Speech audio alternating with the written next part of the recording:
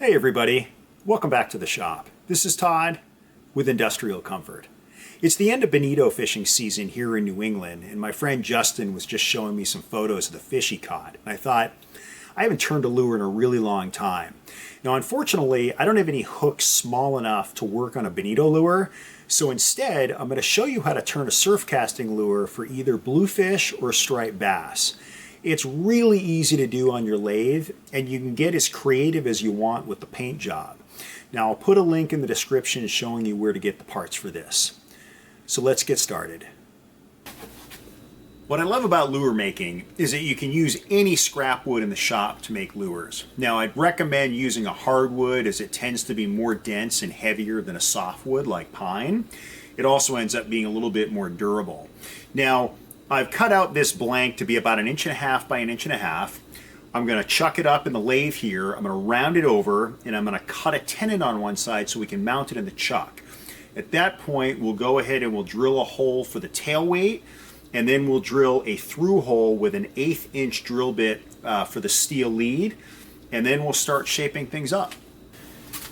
Now I didn't round the blank over entirely. I just rounded it over enough to just kind of roughly shape it and get the tenon in place, as I wanted to account for any movement within the chuck. Now I'm to the point where I'm going to start drilling this blank out, and what I've done is I've used a 5/16 inch bit to account for the diameter of this tail weight here. So I'm just going to kind of eyeball it and put a piece of tape in place so I know how far or how deep to drill. I'm going to start by drilling this hole, and then I'll use, like I said before, an 1/8 inch drill bit for the lead wire that'll go through to hold the hook and the front eye together. So let's get started.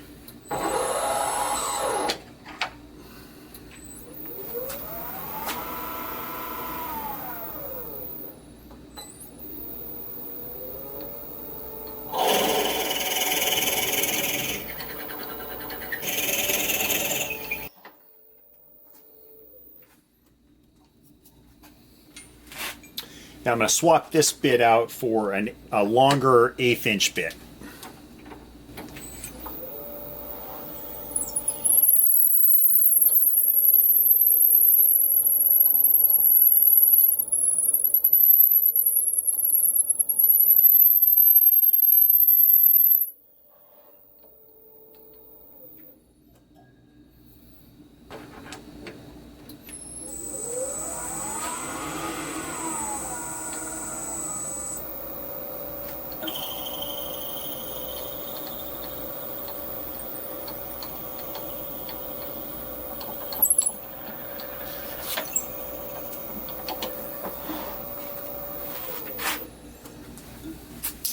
Okay, with the hole now drilled from this end, this is the guide wire that we're going to run through the eventual lure. So just to test to make sure the hole went all the way through, we're going to put the guide wire in, and we're good.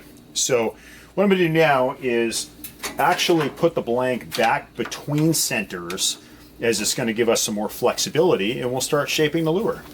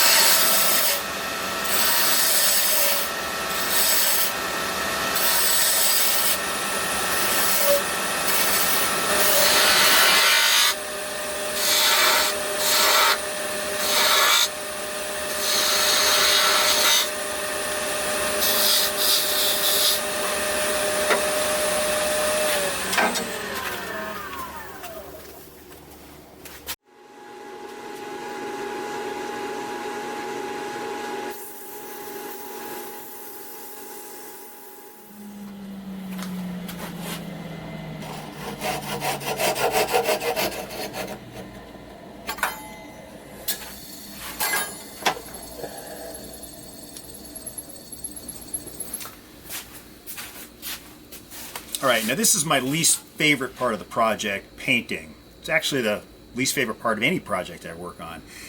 So I've got the lure body here. I just went ahead and put a screw in this block of wood.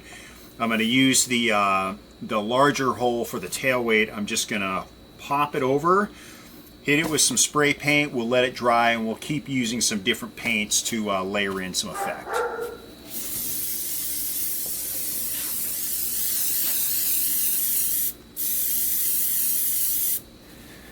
With the white base layer now applied, I am going to try a technique I've never tried before, which is wrapping some string around the body of this lure, at which point I'll then take some mirror effect paint that I had left over to give this lure some shine, and hopefully this wrapped string will kind of give it almost the appearance of like the striations on the bottom of a mackerel.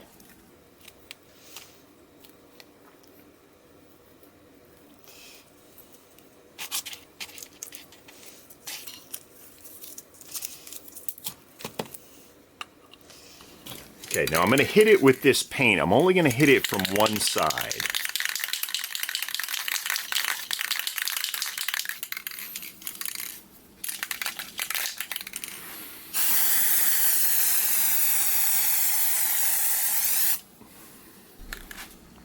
I finished painting the silver here. I wasn't actually crazy about the pattern that came from the string, so I took the string off, repainted just silver without anything, half and half, and now I'm going to coat the top. We're going to give the head some red.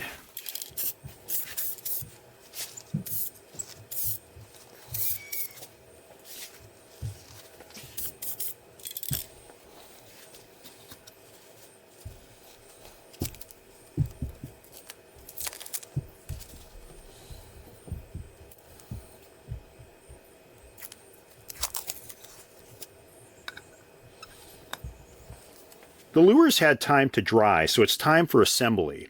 Now, as I mentioned, I'll put a link in the description letting you know where to get this stuff, but you can essentially just do a Google search for lure making parts. Now, what you're going to need is a wire, and this is actually going to hold everything together inside the lure.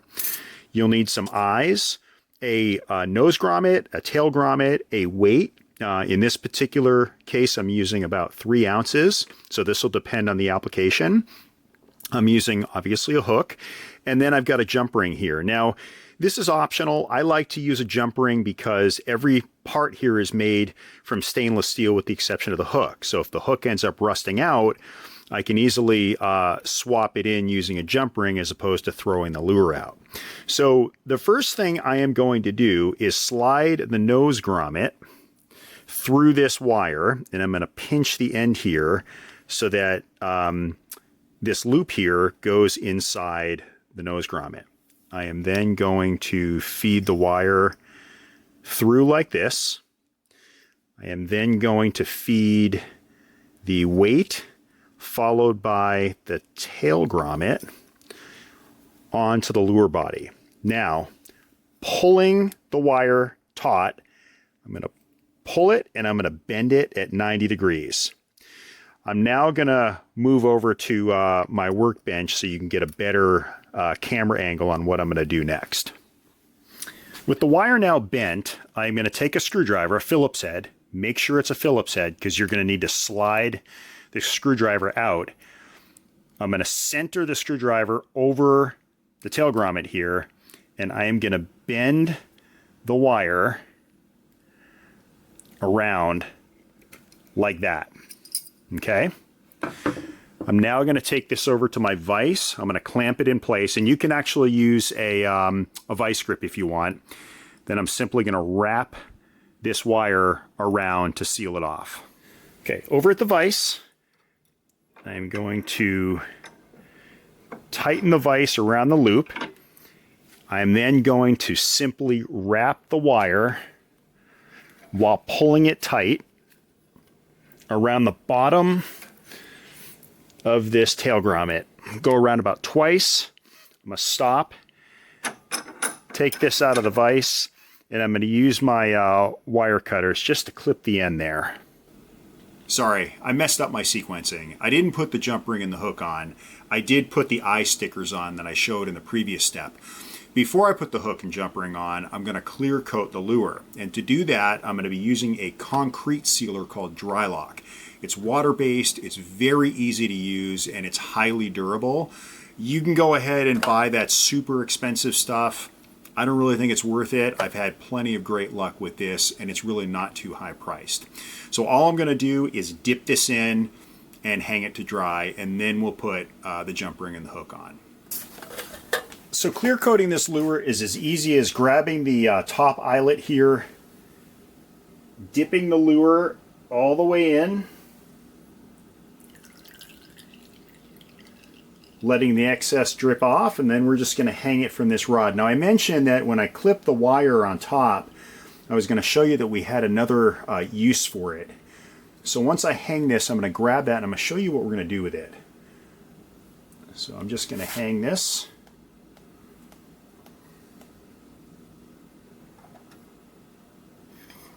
Off the rod, and we're going to let this dry. Now I went and I got that extra piece of wire that we clipped off, and what I'm going to do is just feed it through the bottom eyelet here, and that's going to allow all of the excess dry lock to just stream off the lure so that we're not left with any drips on the end here.